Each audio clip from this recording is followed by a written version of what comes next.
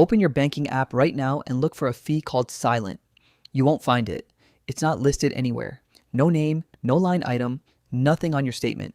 But you're paying it every single month and your bank is counting on you never noticing. Here's how it works. You deposit 1 lakh rupees into your savings account. Your bank pays you maybe 3% interest a year on that money. Sounds fine, right? But here's the strange part. That same bank turns around and lends your 1 lakh rupees to someone else as a personal loan or a credit card balance. And they charge that person 12%, sometimes 18% interest. Not 3%, 18%. Same money, 10 times the return. And you never see a rupee of that difference. That gap between what they pay you and what they earn off your own money has a name in banking. It's called the spread. And it is, quietly, one of the most profitable businesses on earth. You're not just a customer. You're the raw material.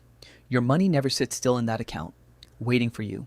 It's already out working, generating profit the moment it touches your bank. And the strange part is, most people think their money is doing nothing while it sits in savings. It's doing the opposite. It's doing everything, just not for you. Now, here's where it gets worse.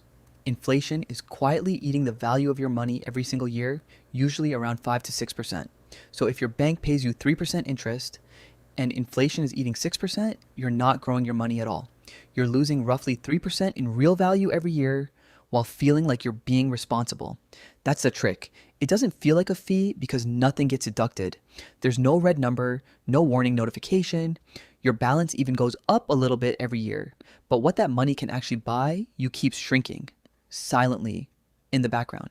You paid a fee, you just never got the invoice. So what do you actually do with this? You stop treating a savings account like a safe place to grow money because that was never its job. It's a parking spot, not an investment. For money you need in the next few months, that's exactly where it belongs.